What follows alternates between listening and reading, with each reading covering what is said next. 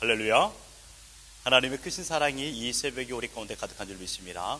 오늘 우리는 나움 1장 1절로 14절의 본문을 통하여 하나님을 가까이 하라라는 제목으로 말씀을 함께 나누도록 하겠습니다. 오늘부터 우리는 나움서를 묵상하게 되었습니다. 나움은 남유다 엘고스 출신으로 BC 663년에서 612년에 활동한 선지자입니다. 당시 이스라엘 상황을 보면 북이스라엘은 아수르에 의하여 멸망을 당한 뒤입니다. 북이스라엘은 BC 722년에 멸망을 했습니다. 국제 정세를 주로잡는 나라는 아수르였습니다. 이 아수르는 남유다를 지속적으로 괴롭혔습니다. 고난과 핍박을 일삼았죠. 그래서 하나님께서는 나움을 선지자로 세우시고 아수르의 수도 니느웨에 대한 멸망 심판을 예언하게 하셨습니다. 우리가 지난주에 묵상한 요나서도 아수르에 대한 예언을 기록한 책입니다. 그러나 요나서는 아수르의 수도 니느웨가 회개하고 하나님께 돌아오라는 선교적 측면의 메시지를 전달했다라면, 나움서는 니느웨 성의 심판 멸망과 그로 인하여 이스라엘 선민의 회복을 중심으로 다루고 있습니다. 시기적으로 보면 요나서는 대략 BC 760년경에 기록되었고, 나움서는 BC 663년경에서 612년 사이에 기록되었습니다. 요나가 니느웨에 가서 하나님의 뜻을 전달하였을 때 자신들의 잘못을 뉘우쳤지만, 그러나 100여 년이 지나고 나서 니느웨는 하나님의 용서의 은혜를 망각하고 주변 국가들을 강력한 폭력을 행사하며 잔혹한 학대를 자행했습니다. 너무도 악한 죄를 범한 니느웨에 하나님께서는 더 이상의 회복 기회를 허락하지 않으시고 강력한 심판을 내리시게 됩니다. 이 심판에 대한 예언의 메시지가 나움서의 핵심입니다. 2절로 14절에 강력한 심판의 메시지를 선포하십니다. 2절을 보시면요, 여호와는 질투하시며 보복하시는 하나님이시라. 여호와는 보복하시며 진노하시되 자기를 거스르는 자에게, 여호와는 보복하시며 자기를 대적하는 자에게 진노를 품으시며 라고 했습니다. 여기에서 나오는 핵심 단어는 보복과 진노입니다.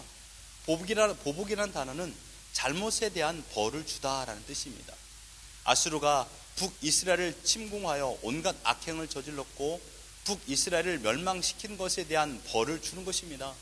뿐만 아니라 남유다를 침공하고 악한 행위들을 하나님께서 모두 알고 계시고 그 일에 대한 책임을 물어 벌을 주신다라는 것을 의미하고 있습니다.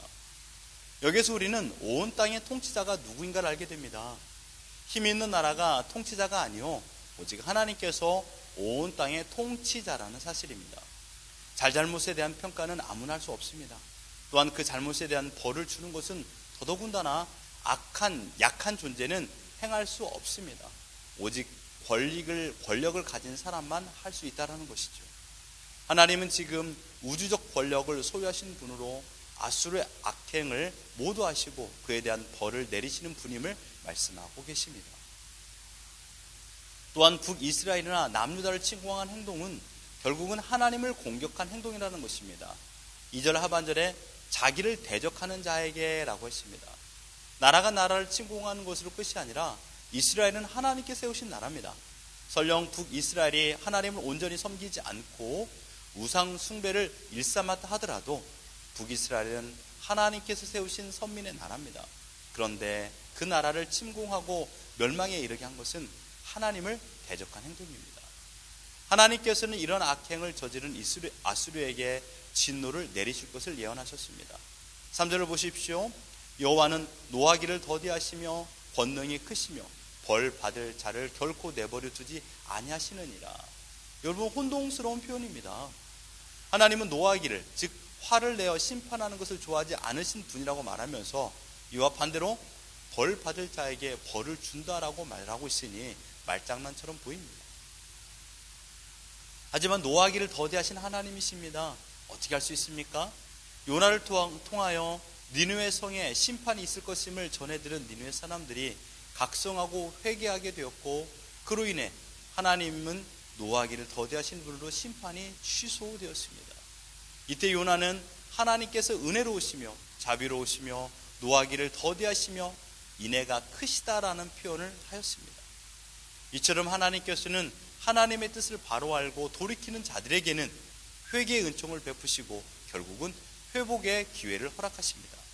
실제로 아수르가 회개하였을 때 노하기를 더디하셨고 그들의 죄에 대하여 오래 참으셨습니다. 그러나 하나님은 벌받을 자를 결코 내버려 두지 아니하십니다. 여기서 말하는 벌받을 자라는 의미는 하나님을 두려워하지 않고 하나님을 대적하는 자들을 말합니다. 세상 사람과 신자들은 똑같은 죄를 범합니다. 신자라고 해서 세상 사람들이 짓는 죄를 범하지 않는 것은 없습니다.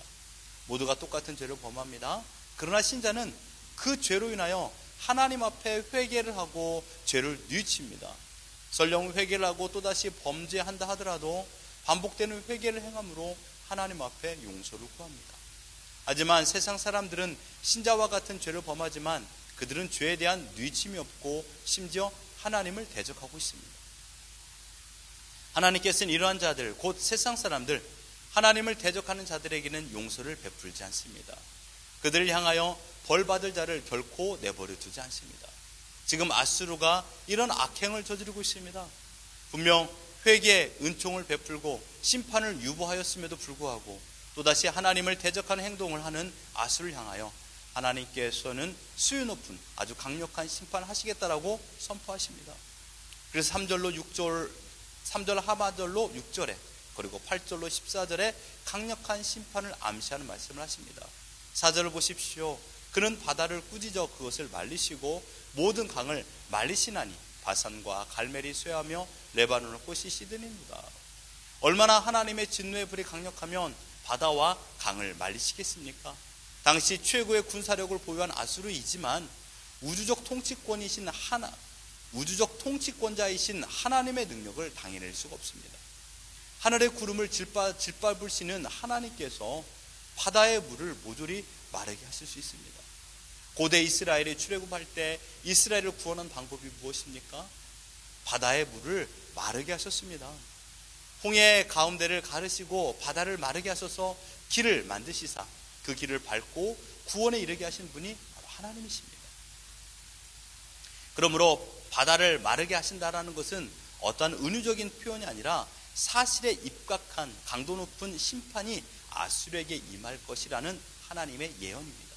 이것이 오늘 본문의 전반적인 내용입니다. 사랑하는 성도 여러분, 이 세상에서 가장 어리석은 사람이 누구인지 아십니까? 자신보다 힘이 센 사람에게 덤비는 사람입니다. 이런 말 하죠. 겁도 없다.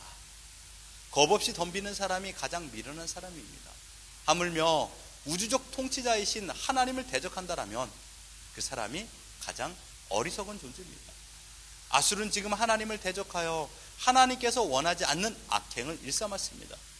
분명히 이들은 하나님을 향하여 직접적으로 대적한 행위는 없다 하더라도 자신들의 권력을 가지고 이웃 나라를 공격하고 인권을 유린하며 폭력으로 나라를 다스리는 것은 공의의 하나님을 대적하는 것입니다. 사랑하는 성도 여러분, 아수르는 하나님을 믿지도 않았고 하나님을 대적하는 삶을 살았습니다. 그래서 하나님의 강력한 심판을 받아 마땅합니다. 그렇다면 우리는 어떠합니까? 우리는 하나님의 자녀입니다.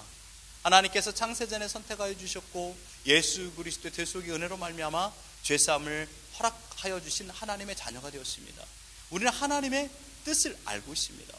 하나님께서 무엇을 원하는지도 알고 있습니다. 그러함에도 불구하고 하나님의 뜻을 따르지 않고 살아가는, 그래서 하나님을 대적하는 인생을 살고 있지는 않습니까?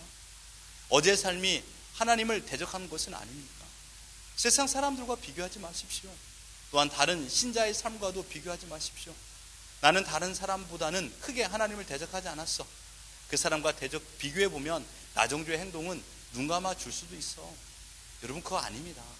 하나님의 평가는 언제나 절대평가입니다. 상대평가가 아닙니다. 하나님을 대적하는 삶을 살아서는 안 됩니다.